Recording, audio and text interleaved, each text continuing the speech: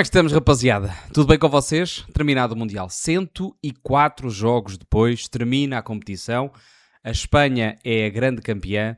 O segundo classificado, a Argentina. Terceiro, a Inglaterra. E quarto, a França. É isso. Na história fica isso mesmo. Na história ficam também outros momentos, heróis que serão eternizados, lembrados, momentos que só a nossa memória será capaz de recordar.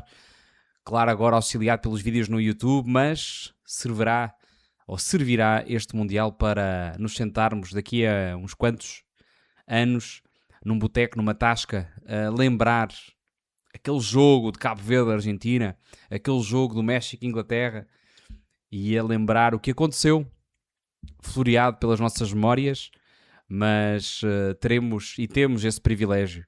Acompanhei grande parte dos encontros, o que foi bom, deu para viver o Mundial de outra maneira. Noutras competições recentes estive em trabalho e esta tive a oportunidade e a felicidade também, apesar de nunca negar trabalho e ser o meu sonho poder cobrir um campeonato do mundo, e espero que em 2030 tenha essa oportunidade. Até lá terei muito que trabalhar e que lutar, mas soube bem também aproveitar com a família, com amigos e poder acompanhar este Mundial.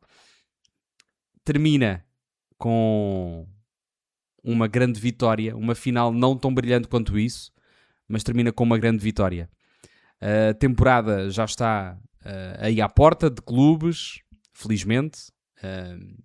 Eu estarei na Sport TV a acompanhar os campeonatos cobertos pelo canal. Estou cheio de saudades de entrar numa cabine e fazer um novo jogo e poder estar perto de quem nos escuta, de quem nos assiste. E é isso, termino este Mundial com o sonho de, em 2030, com 40 anos, vejam bem, com 40 anos, nem quero muito falar sobre isso, poder trabalhar com o Mundial e poder fazer um jogo. Eu acho que a Sport TV esteve em grande plano neste Mundial, com qualidade no acompanhamento dos encontros. E fiquei feliz pela forma como a Sport TV esteve a acompanhar toda esta grande competição. Falemos então sobre a final. É sobre isso que este vídeo se trata. A Espanha venceu e convenceu-nos que é a melhor seleção do mundo. Convenceu-nos no decorrer da competição. Foi entrando de pantufas, mas termina com o sapato de fato de gala. E digo mais até, a Espanha é o melhor país a tratar o futebol neste momento. E acho que existem evidências que provem isso mesmo. Depois de um trajeto quase incólume neste Campeonato do Mundo, teve apenas um pequeno percalço no início, no empate a 0 frente à seleção cabo-verdiana, que eu já referi no vídeo anterior, mas acaba por ser a única seleção capaz de travar nos 90 minutos a Espanha e a Argentina, as duas finalistas, e tem apenas um gol sofrido contra a Bélgica, o que é altamente surpreendente. Os expected goals frente à seleção espanhola eram abaixo de 0. Em alguns momentos, principalmente neste jogo da Argentina, numa final, esteve 0.0 qualquer coisa, porque era realmente uma solidez defensiva surpreendente. Venceu a Argentina sem espinhas, conquistou a sua segunda estrela no peito, a sua segunda competição do mundo, e eu acho que não deixou dúvidas para ninguém que era claramente a melhor equipa, o melhor conjunto, e quando digo em equipa, que sai a negrito, porque apesar de outras seleções serem fortíssimas a nível individual, e talvez esta seleção espanhola nem ser das equipas com maior valor de mercado, por exemplo, apesar de toda a qualidade que agora é reconhecida, depois da obra feita é fácil, mas alguém dizer que a Espanha vai para a frente de ataque com Oyarzabal, vai com Laporte no centro da defesa, que joga na Arábia Saudita, podiam muito bem dizer consigo pegar em mais quantos centrais e outros pontas de lança com muito mais qualidade, mas a verdade é que a Espanha joga em conjunto e joga este desporto com a ciência total de como é que ele se joga, e nesse aspecto temos que dar a mão à palmatória se há alguém que tenha que a dar, mas reconhecer que a Espanha foi a melhor equipa neste torneio. Tratemos de falar primeiro sobre o derrotado. A seleção argentina fez 0 remates enquadrados com a baliza. Acho que foi a primeira vez que isso aconteceu numa final do Mundial, o que tirou também algum brilho a esta final que até certo ponto foi bastante entediante, com a Espanha a controlar a posse de bola e a Argentina a tentar sair muito a espaços. Uma Argentina que também se manteve fiel à sua estratégia, aos seus dogmas, mas foi bastante violenta, agressiva. Se noutros encontros podíamos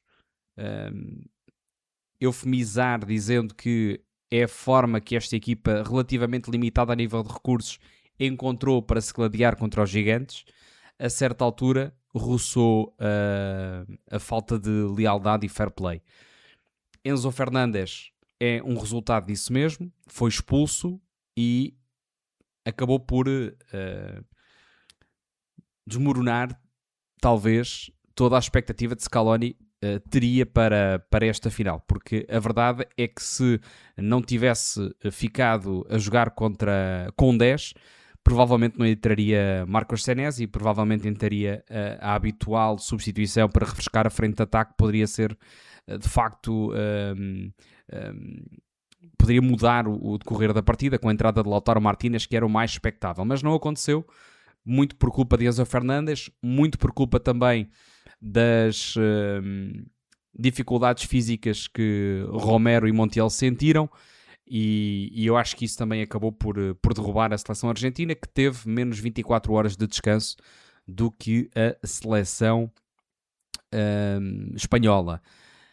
Nas últimas provas, eu não tenho o dado absolutamente certo, mas as últimas grandes provas de seleções venceu a seleção que teve mais tempo de descanso antes da final, e eu acho que isso também deve ser algo a ser repensado, se bem que acho difícil de contornar, tendo em conta a necessidade de não se poderem jogar, ou a necessidade ou a impossibilidade de se jogarem as duas meias finais no mesmo horário, apesar de ser mais justo. Molina entrou mal, um jogador que quanto a mim até fez um bom Mundial, mas teve muitos furos abaixo. A entrada de Nico Williams também foi muito bem conseguida por parte de La Fuente e fez uma série de dores de cabeça à Molina. Simeone nunca se encontrou no jogo, parece que entrou para fazer algo que estava já a ser praticado por Paredes, que era para tentar assustar a seleção espanhola com entradas mais duras, com chegadas tardias no corpo do adversário, já sem bola.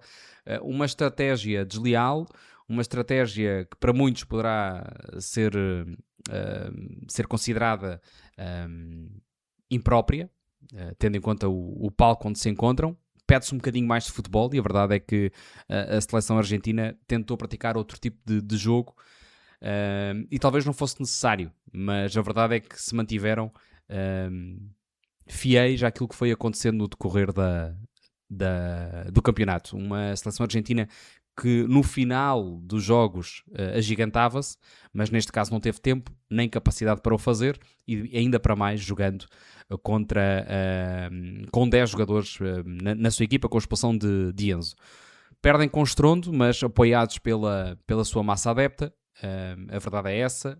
Acho que todos os argentinos saem daquele encontro, e falo de argentinos, povo, adeptos, saem orgulhosos da sua seleção, até porque dá claramente para perceber que a Espanha foi infinitamente superior durante a final. É um final triste para Lionel Messi, que apesar do brilhante Mundial que faz com 39 anos, colocando-se no topo de uma série de estatísticas de situações de golo criadas, passos para golo, golos, fica atrás de Mbappé, assistências e de uma série de outras estatísticas que só Lionel Messi a consegue protagonizar. Ficarão as saudades. Acho que cai com alguma tristeza, porque honestamente seria merecido para Lionel Messi terminar esta sua trajetória nos campeonatos do mundo com o Mundial, entregando uma nova estrela à Associação argentina de futebol, mas não joga sozinho, e ontem até foi um jogo desinspirado, onde o jogo não lhe apareceu, não houve oportunidade para tal, e Lionel Messi já não tem a frescura para ser ele mesmo a criar sozinho. Notava-se muitas das vezes que jogava para um companheiro, e parecia que a bola já ia cansada e não ia fresca para tentarem ferir a seleção argentina. Tem um final triste também, na minha opinião, Lionel Messi, que tentou fazer de tudo, apesar de ser um pouco demais, tentar expulsar Cucurella, que claramente colocou a mão à frente da boca para confidenciar uma brincadeira, talvez pelo tom. Não foi nada agressivo, e Messi tentou aproveitar-se da lei Prestiani, curiosamente um argentino, que se aproveitou do facto de tapar a boca para diferir, pelas suas palavras, um discurso homofóbico. Vinícius Júnior diz que é racista, mas essa história já todos conhecemos. Mas Messi tentou aproveitar-se de um descuido de Cucurella, que claro deveria ter outro cuidado, mas não é dessa maneira que se combate aquilo que se pretende com esta lei. Por isso, triste episódio de Lionel Messi também neste momento, e também como capitão no final, a forma como esteve de costas para a entrega das medalhas e a entrega da taça, o levantar da taça também, não é um momento de fair play, que claramente deveria ter sido diferente. Cai com estrondo, mas cai também com um pouco menos de brilho, ou bastante menos brilho daquele que se esperava de Lionel Messi. Relativamente à Espanha, agora sim a vitoriosa venceu, com alguma dificuldade em quebrar este bloco espanhol, também mérito de Dibu Martínez, e também, claro, do bloco defensivo da Argentina, que nisso eles são peritos, e Ferran Torres marcou o gol da vitória, o jogador de 26 anos, natural de Valência, ele que contra o jogo da Arábia Saudita estava a sussurrar para ele mesmo: por favor que seja golo, por favor que seja validado. Não foi, mas isso já demonstrava a vontade que Ferran Torres tinha de se mostrar e de fazer valer a sua qualidade e também esta sua convocatória. É campeão também de Luís de la Fuente, o natural de Haro, 65 anos, terra de vinho tinto. Haro, não sei. Luís de la Fuente, que foi contratado em 2011 pelo Alavés, na terceira divisão espanhola. Em 2026 está a ser campeão do mundo, mas não se ficou por aí, já foi campeão também da Europa, venceu também já uma Liga das Nações. E a vida dá muitas voltas. Parabéns Luís de la Fuente, porque nunca baixou os braços. Ele que depois dessa experiência do Alavés foi contratado pela Real Federação Espanhola de Futebol e venceu uma série de títulos. Uma série de títulos, a verdade é essa. Foi campeão sub-19 europeu, campeão europeu sub-21, venceu também o Campeonato do Mundo, o Campeonato da Europa, a Nations League, e foi segundo classificado da Nations League, o que é absolutamente fenomenal. E ele que foi criticado no início desta competição, não levou nenhum jogador do Real Madrid, foi criticado também pelas escolhas, ainda para mais apostou num menino de 19 anos para o centro da defesa, ao lado de Laporta, que está lá no futebol saudita, usou Merino como talismã, ele que já tinha sido seu jogador nesse campeonato em 2019, com Merino também no meio campo, e foi criticado depois também no empate contra Cabo Verde, foi criticado com a convocatória também, e o futebol tem destes contos. O Mundial está cheio deles, e Luís de la Fuente talvez seja daqueles que tenham que ser mais lembrados. Compromisso com a filosofia, com as suas crenças, sem desesperos em momentos de derrota ou de infortúnio, e crentes na sua ordem habitual. É um trabalho longo, tanto dele como da Federação Espanhola de Futebol. São 16 títulos em 5 anos, dividido pelo futebol masculino e feminino. A nível de futebol feminino, são campeões do mundo, campeões da Nations League por 2 vezes, sub-20 foram campeões do mundo, sub-19 foram 5 vezes campeões da Europa, sub-17 foram campeões do mundo e campeões da Europa. A nível de futebol masculino, foram campeões do mundo, campeões da Europa, Nations League, venceram uma sub-23 numa medalha de ouro olímpica e foram campeões europeus. Parabéns à Espanha, porque isto é um trajeto longo, e por tão bem trabalharem o futebol, por tão bem saberem como trabalhar de base até chegarem ao topo e aos títulos.